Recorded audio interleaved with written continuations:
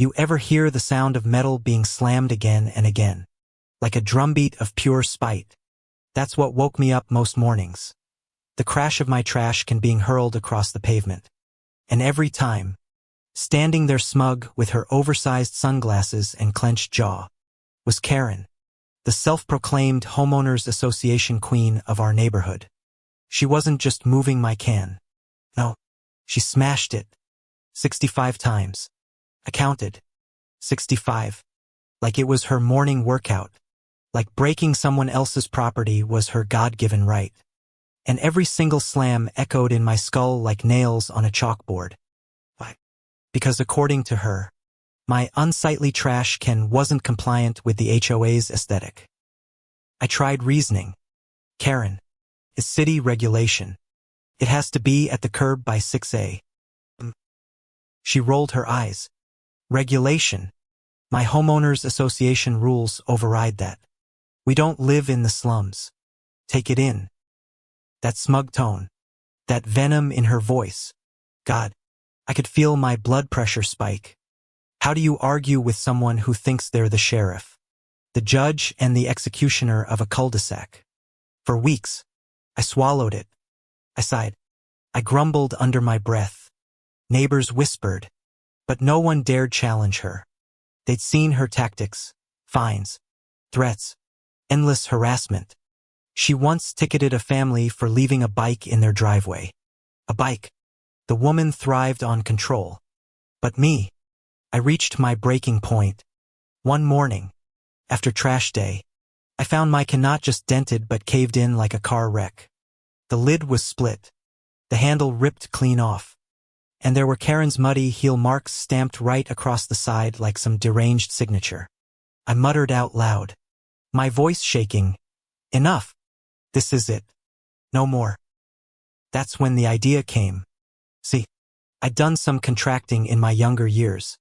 Concrete work. Foundations. Reinforcement. I knew how to build things. Unmovable things.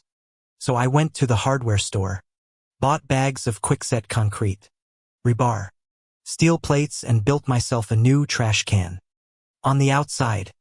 Looked like the same green plastic bin the city provided. On the inside. Solid concrete shell. Reinforced like a bunker. It weighed over 700 pounds when I was done. I nearly herniated my back just wheeling it to the curb. But God, it was glorious. My secret weapon. My silent revenge. The next morning, like clockwork, Karen strutted out in her pink robe, holding her Starbucks like a queen surveying her kingdom. I watched from my window, my breath held, heart pounding. She marched straight to my trash can, smirked and, wham, kicked it with her foot. The sound was different this time. Not the hollow rattle of plastic. No, this was a deep, heavy thunk that reverberated up her leg. She yelped, stumbled, nearly spilled her latte. I had to bite my tongue not to laugh. The look on her face. Confusion. Rage. Embarrassment. But Karen wasn't one to back down. No, her pride was on the line. So she did what she always did, called in the big guns. Or in this case, her Escalade. I swear, I thought she was bluffing. She jumped into her glossy black SUV. The one she bragged about leasing fully loaded, revved the engine and aimed it right at my trash can. My stomach dropped. She wouldn't, would she? Oh, she would. The roar of that V8 echoed down the cul-de-sac. She floored it. Tires screeched. The SUV lunged forward like a beast unchained and then, crunch. The sound was bone-rattling, metal crumpling, glass shattering, airbags detonating with a muffled whump. The trash can didn't budge. Not an inch. Karen's Escalade, though. The entire front end folded like an accordion. Fluids spilled onto the pavement. Steam hissed up into the air. And then, silence. I ran outside. Neighbors spilling from their doors. Gasps filling the street. Karen sat stunned behind the wheel. Airbag powder clinging to her face. Her sunglasses were gone. Her hair a mess. She looked small. Weak. Someone shouted. Call 911. Another whispered. What the hell was she thinking? I just stood there, arms crossed, fighting back the smirk crawling across my face. My trash can gleamed in the sunlight. Flawless. Immovable. Victorious. And then, the twist. A deputy showed up. Not just any deputy. Deputy Ruiz. My cousin. We'd grown up together. Played baseball in the same dirt lot. He looked at the wreckage. Then at me and raised an eyebrow. Care to explain? 'Cause I shrugged. Built a sturdier trash can. Didn't think anyone would drive into it. Karen exploded. He booby-trapped me. He's a menace. This is attempted murder. Her voice cracked. High-pitched. Desperate. The deputy shook his head slowly, jotting notes on his pad. Ma'am, you rammed your vehicle into his property. Multiple witnesses confirm. No. He baited me. He planned this. The deputy looked at me, then at her totaled Escalade and let out a low whistle. Ma'am, if this was a trap, you walked straight into it. The neighbors chuckled. Some even clapped. One old man muttered, "'Bout time she got hers." Karen's face turned crimson. She screamed about lawsuits, about homeowners association supremacy, about decorum and order. But the words rang hollow now. The queen had fallen, dethroned by her own arrogance. Insurance wouldn't cover intentional damage. Homeowners association wanted nothing to do with her after the embarrassment hit social media. Yes, one of the teens filmed the whole crash and uploaded it. It went viral in hours. The comments were brutal. I just rolled my trash can back to the curb, concrete groaning but unscathed. I patted it like an old friend. The bitter irony. She destroyed her own prized possession trying to destroy me. The Escalade she loved more than people. Gone in a heartbeat. And every time I hear that crash replay in my head, I can't help but wonder, was it karma? Or was it just the universe finally saying enough? But here's the kicker. 2 weeks later, Karen moved out. Couldn't take the shame. Couldn't face the whispers.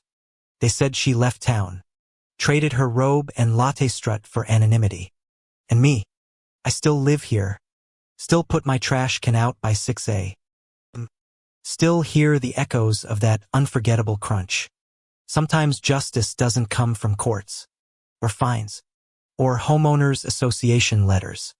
Sometimes it comes in the shape of a reinforced trash can that refuses to bow.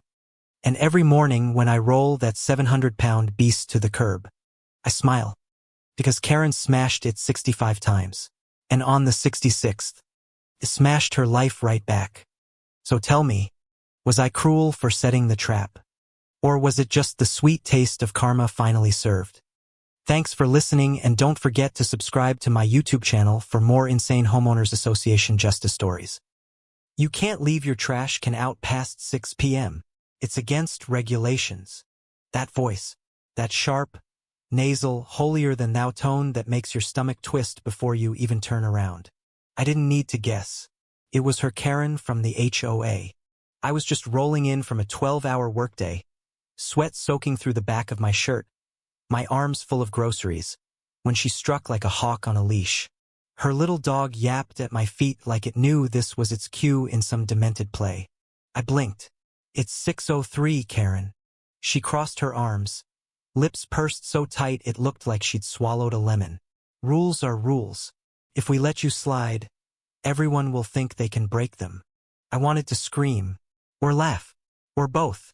Instead, I just sighed and wheeled the trash can back, my bag starting to slip from my arms. That should have been it. Just a petty moment in another petty Tuesday. But nope, Karen wasn't done. The next morning, I woke up to a citation duct taped to my door. Red ink. Official HOA letterhead. My violation was recorded with a time-stamped photo. Are you kidding me? She had crouched in the bushes to take a picture of my trash can. It escalated fast from there. In less than 2 weeks, I had 2 citations for improper mailbox paint. It was matte black, not glossy. 1 warning for grass height inconsistencies. And a formal complaint filed because my garage light was too bright at night. I was fuming, burning.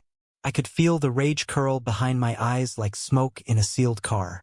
My wife, bless her heart, tried to calm me. It's not worth it, babe. She thrives on this. But it was worth it, because she crossed a line. I got a call from my office manager, not my day job, my real business. Hey, Mr. Cross. There's a woman here from an HOA committee, says you've violated some covenant and she brought paperwork? Wait, what? Apparently, Karen had driven downtown to the office I own and tried to lodge a formal complaint with my leasing department. That would have been mildly amusing, if not for the fact that she then threatened to sue. Yep. She said I was in clear and knowing violation of HOA protocol, and she would seek legal damages if I continued to disrespect the HOA charter. I had to sit down. I literally laughed out loud in my car. Because here's the thing Karen didn't know. I'm not just a homeowner. I'm a commercial property owner. In fact, I own the entire strip plaza where the HOA leases their tiny, glass front office. Oh yeah, their building? Mine. That fact alone made my spine tingle with righteous vengeance. But I wasn't about to go scorched earth, not yet. No, I had something better. I met with my attorney, pulled every lease agreement, payment history, and clause I had tucked away. And wouldn't you know it? The HOA office had been underpaying rent for nearly a year due to a forged lease amendment signed by their former president, who'd since been ousted for guess what? Fraud. Twist number 1. Now I had grounds to nullify their lease entirely or charge full market double rate retroactively. But I didn't stop there. Oh no. Karen wanted to play dirty? I had dirt legal, clean, court-back dirt. So I scheduled a polite little sit-down. Karen showed up in a pinched skirt suit, arms full of printed HOA regulations, looking like a smug real estate agent. She brought back up 2 other board members, both of whom looked deeply uncomfortable.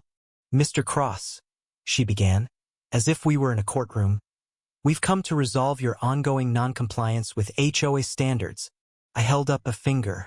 Actually, I've come to talk about your compliance with your lease.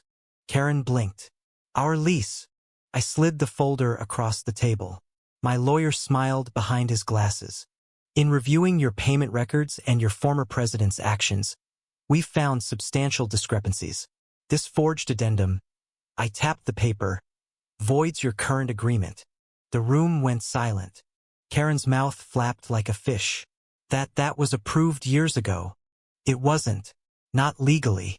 And as the property owner, I'm within full rights to raise rent to market value effective immediately. You can't do that, she barked. Oh, but I can. And I already have. You'll receive formal notice by Friday. You'll be hearing from our lawyer, she snapped. I hope so, I said calm and slow, because mine's already drafting the lawsuit for back rent and damages. And that was the moment she realized. She wasn't in control anymore. She stood there, red-faced, eyes darting as if trying to find a fire escape that didn't exist. Her backup committee members looked like they wanted to melt into the carpet. I ended the meeting with a smile and a handshake to her lawyer, not to her. That night, she posted a 400-word rant on our neighborhood Facebook page, full of half-truths and veiled threats. But guess what? Nobody bought it. Turns out, when the HOA tries to sue someone who owns their own office, people start asking questions. And when those people dig and find out about the forged lease and backdoor fraud, yeah, the tide turned.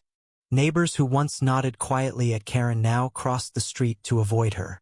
A few even left handwritten notes in my mailbox thanking me for standing up to her. She tried one last stunt, showing up at the next HOA meeting with a petition to remove me from the neighborhood committee. Only I wasn't even on it. She looked ridiculous waving that paper like it meant anything. 1 month later, the HOA moved out of the building. Couldn't afford the new rent. But Karen wasn't done. Onash never goes quietly. A few weeks after the HOA moved out of the building, I got served. She filed a lawsuit against me. Yes, seriously. In it, She accused me of intimidation, unlawful eviction, and you'll love this emotional distress due to retaliatory rent increases. I nearly choked on my coffee reading that last part. My attorney chuckled. This is going to be fun. We responded swiftly.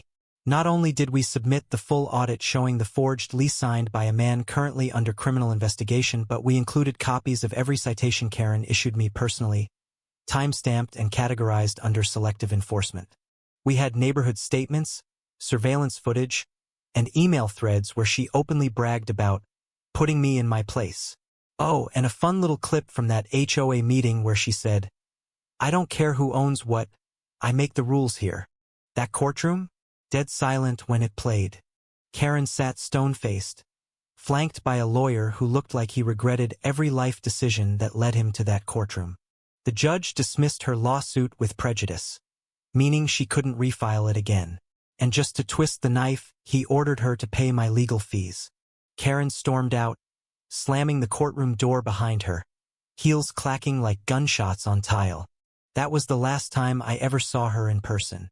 A month later, she resigned from the HOA board for personal reasons. Nobody threw her a party. Nobody even said goodbye. The new board? Way more relaxed, fair, even neighborly. Sometimes I walk by the old HOA office now Sunrise Smoothie Company and smile. My son helped me paint the inside. It smells like mango and pineapple now instead of old printer toner and entitlement. Looking back, I didn't plan any of this. I never wanted to go to war with Karen. But when someone pushes you too far, when they bully the whole neighborhood under the mask of rules, while hiding their own fraud, well, sometimes karma needs a little push. And if you ever find yourself being harassed by a power-tripping HOA Karen, check the lease. You just might own the building. Like stories where karma hits back hard, and lawsuits get flipped on the frauds who filed them. Subscribe to the channel, you won't believe what Karen does next. My hands were still shaking when I replayed that moment in my head. The way she stormed in, screaming, like she owned the ground under my boots. Can you imagine someone from the homeowners association just bursting onto your property, demanding to inspect, without even knocking? And then, oh, you won't believe this. Everything flipped when my wife stepped forward and handed her a warrant. It started on one of those heavy, humid afternoons where the air feels like it's clinging to your skin. I was sitting on the porch, sipping sweet tea, listening to the cicadas buzz in the background. Just a regular day, or so I thought. Out of nowhere, bang. The front gate slammed open so hard it rattled against the fence. My heart skipped. And then there she was, Karen, the homeowners association president. Her face red, her voice shrill like nails on a chalkboard. "This is a violation. I have to inspect your backyard now," she screeched, jabbing her finger toward the house like she was about to cast a curse. I froze. My first thought, inspect. Who does she think she is? Storming onto my land like a sheriff in some wild western standoff. My second thought, oh no, here we go again. See, this wasn't her first stunt. Karen had been on my case ever since my wife and I moved in. We painted our shutters navy blue. She sent a letter. We planted tomatoes along the fence line. Another letter. Heck, she even complained about the sound of my wind chimes once. But today was different. Today she didn't bother with paper threats. She came in swinging. I stood up slowly, my chair scraping against the wooden porch. "Karen, you can't just walk onto my property like this," I said, trying to keep my voice calm, but my pulse was hammering. "Oh yes I can," she snapped, hair frizzing in the sticky heat as her eyes darted toward the backyard. "I'm authorized. I know what you're hiding. If you won't let me through, I'll call the board and fine you $2,000. I blinked. What kind of fever dream was she living in? My wife, Elena, came out just then, holding a folder of documents she had been reviewing inside.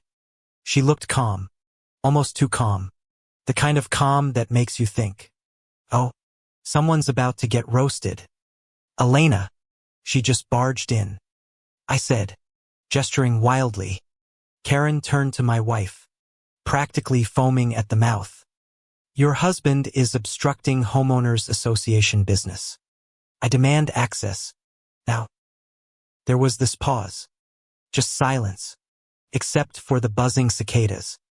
My wife inhaled deeply, then exhaled like she'd been preparing for this exact showdown. And then, she opened the folder. Karen leaned forward, ready to snatch it.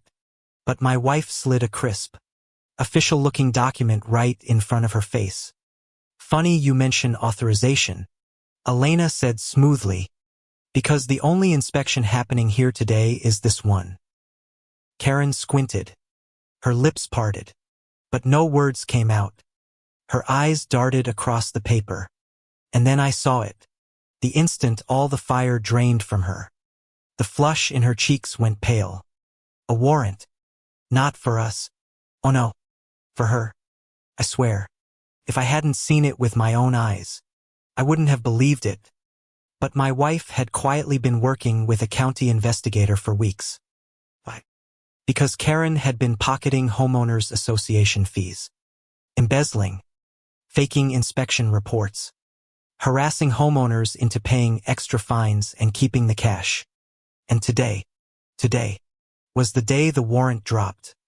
Oh my God, I whispered, my throat tightening with a mix of relief and adrenaline. You're kidding me. Karen stammered, stepping back as if the paper burned her retinas. This isn't. No, this is wrong.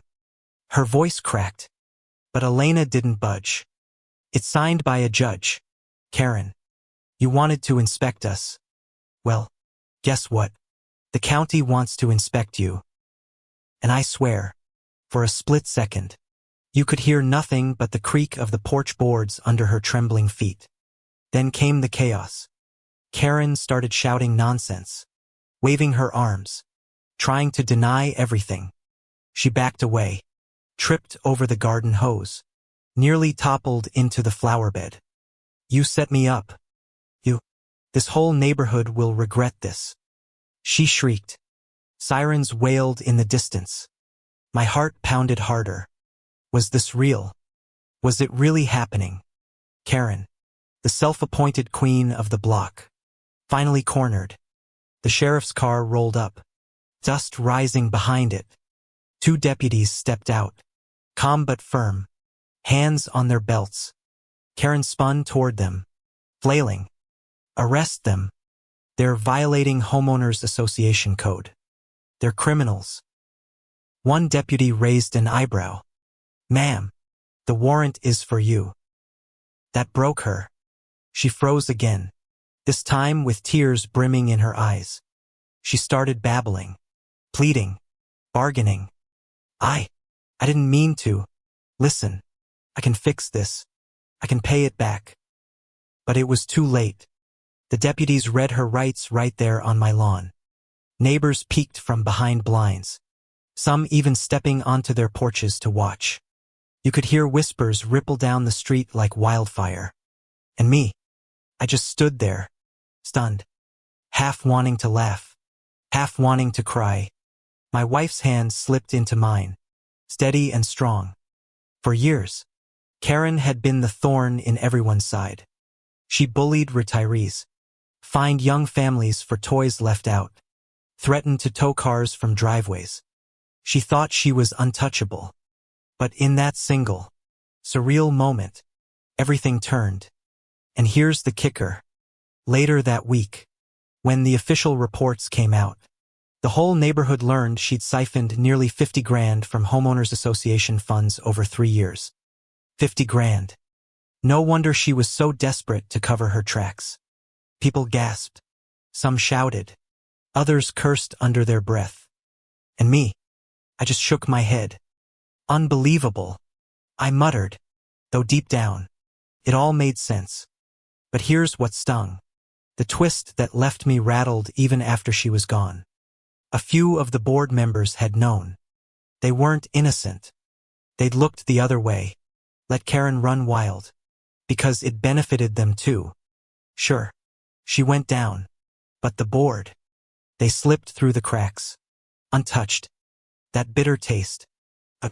Still lingers. Justice. Half served. Karen lost everything. She was banned from the homeowners association. Arrested. Shamed. Even moved out of the neighborhood. But those snakes on the board. They're still slithering around. Still pretending to be leaders. Sometimes, when I sit on my porch at night, I hear the wind rustling through the trees and I think back to the look on Karen's face when that warrant hit her hands. Shock. Rage. Fear. A queen stripped of her crown. And yeah, maybe that's the image that helps me sleep on the nights when the bitterness creeps in. Because no matter what, the neighborhood saw it. They all saw the mask ripped off. They saw her fall. And me. I'll never forget the sound of those sirens growing louder. The slam of the gate. The hush that fell over the street as justice. Messy, imperfect justice. Finally came crashing down on Karen's head. So if you're ever dealing with your own Karen, remember this, sometimes, when they scream the loudest, it's because they know their time is almost up. Thank you for listening, and don't forget to subscribe to my YouTube channel for more homeowners association drama stories that'll leave you gasping. The smell hit me first sharp, metallic, almost like a burned-out battery. I froze mid-step, holding my breath as I walked past the neighborhood pool, the one where all the kids gathered every Saturday.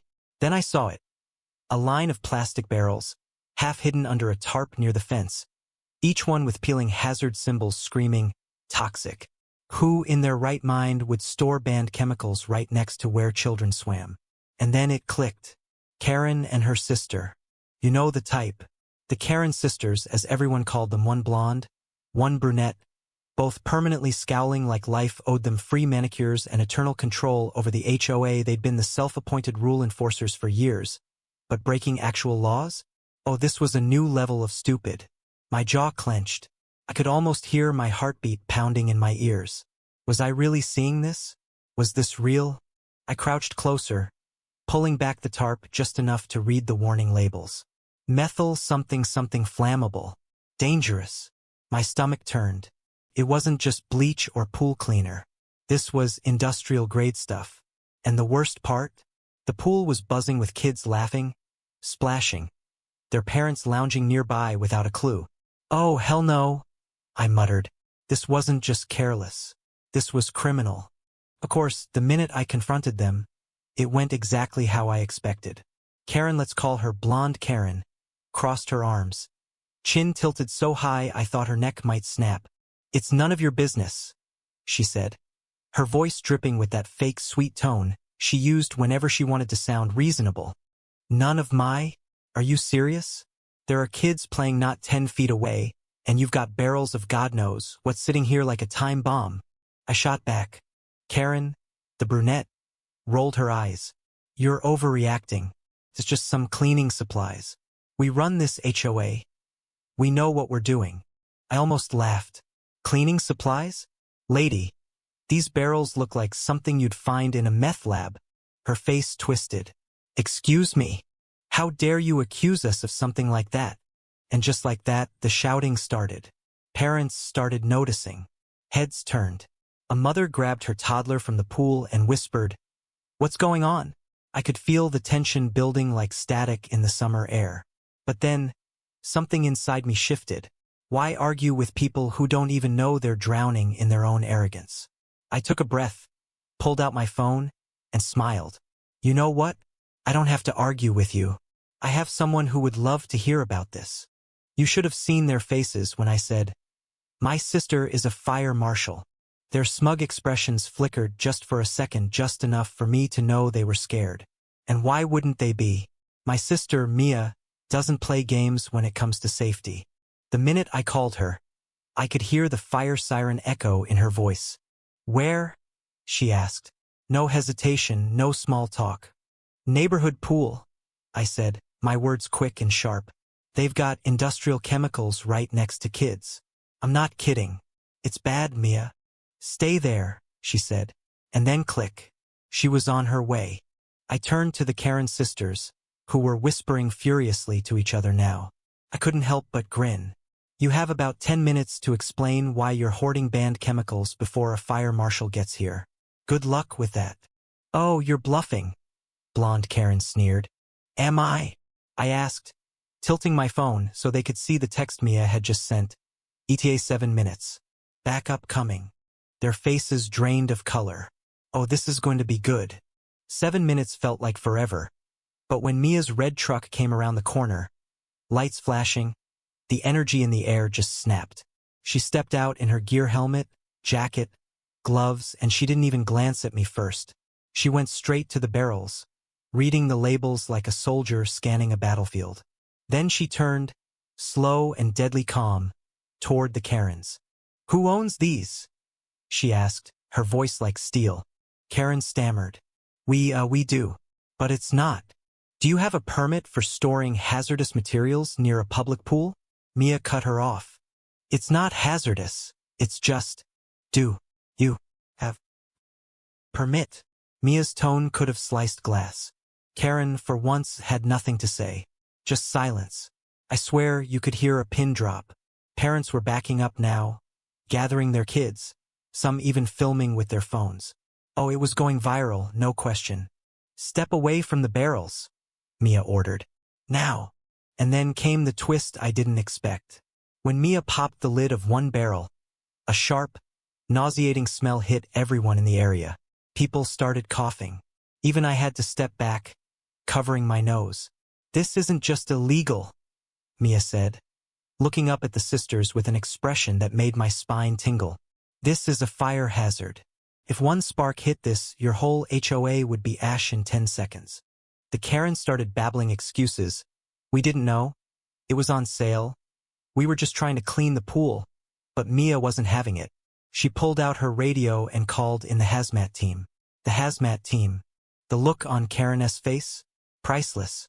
Like someone had just told her Starbucks was permanently closing. You can't do this, blonde Karen shouted, her voice cracking. This is private property. Mia raised an eyebrow. Public safety trumps your HOA nonsense. And, by the way, you violated about 7 state laws by keeping these here. I could arrest you right now. I almost clapped. I almost screamed, yes, like it was the finale of some reality TV show. Instead, I leaned against the fence, arms crossed, watching their empire crumble. Do you know how expensive it is to remove these chemicals? Karen whined, panic creeping into her tone. Oh, I know, Mia said, deadly calm. And guess who's going to pay for every cent? Not the HOAU. There was a long, delicious pause. The Karens just stared at her, jaws hanging open like stunned fish. By the time the hazmat truck arrived, the whole neighborhood had gathered. People were whispering, filming, even cheering under their breath. The Karens tried to save face, but every word they said made them look worse. Someone yelled, "What about the kids, Karen?" And the crowd erupted with angry murmurs. I swear, watching them get cornered like that was better than any movie. Mia didn't even glance at them as she directed the hazmat crew. Seal the barrels. Get samples. Document everything, she ordered, like the pro she was. Then she turned to me with a little smirk. Nice catch, sis. Thanks, I said, still buzzing from the adrenaline. What's going to happen to them? Oh, fines. Legal action. Possibly even criminal charges, depending on what's inside those barrels. They're finished, she said matter-of-factly. The Karens were pale now, whispering to each other like cornered rats. I almost felt sorry for them. Almost. But then Karen snapped at me. This is your fault. You had to call your sister and ruin everything. I tilted my head and smiled. Ruin everything? Sweetheart, I just saved this entire neighborhood from your stupidity. You should be thanking me. She glared at me, but there was nothing left for her to say. Karen tried one last desperate move, her voice trembling as she spat out. You'll hear from our lawyer. This is harassment. It would have been funny if it wasn't so pathetic. The crowd actually laughed. A guy near the back shouted, Good luck with that lawsuit, Karen. The sisters froze, humiliated. Their power, those smug looks, their fake authority was gone in a flash. like someone had ripped the crown off their heads and tossed it into the gutter. Mia didn't even flinch. File all the lawsuits you want. Nothing changes the fact that you broke the law and endangered children. Her voice was calm, unshakable, the kind of voice that leaves no room for argument. If anything, you'll be digging yourselves deeper. The sisters stared at her like two cats caught in the rain, unsure whether to hiss or run. As the hazmat crew sealed up the last barrel, a hush fell over the crowd. One mother, clutching her little boy's hand, stepped forward. "Thank you," she said to Mia, her voice breaking. "I can't believe they put our kids at risk like this." Mia just nodded, but I could see the pride flicker in her eyes. She'd done more than her job today to save this neighborhood from a nightmare. The Karens tried to sneak away, but by then, it was too late. A man from the HOA board blocked their path. "You two have disgraced this entire community," he said, his tone sharp as a knife. "The board will be reviewing your membership, and trust me, you're not walking away from this clean." The sisters' faces twisted in shock. This was the moment they realized they weren't just losing a battle with Methy, were losing their own empire. I stood there, arms crossed, soaking in the scene like the final frame of a perfect movie.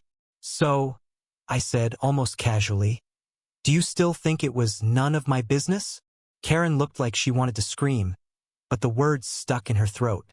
Karen just shook her head, muttering something about unfairness. But no one cared anymore. Their reign was over. Later, Mia and I sat on the tailgate of her truck, watching the sun sink low and the hazmat team drive away. "You know," I said with a sigh, "karma really does have a twisted sense of humor." Mia smirked. "Sometimes karma needs a little nudge. Today, that was you." I couldn't stop smiling. The neighborhood was buzzing with gratitude. People I'd barely spoken to were thanking me, shaking my hand. And the Karens? Word spread fast that they'd been fined thousands, and a lawsuit from the city's fire safety department was already in motion. Oh, the irony, they wanted to threaten me with lawsuits, but now they were the ones drowning in legal trouble. "Guess the Karens finally met their match," I said softly, almost to myself.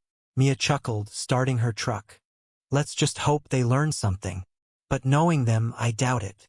And that's how a pair of self-proclaimed queens of the HOA lost everything to their own arrogance, while my sister, the fire marshal, shut them down with the law itself. Want more stories where karma hits harder than any lawsuit? Subscribe to my YouTube channel and never miss the next jaw-dropping showdown.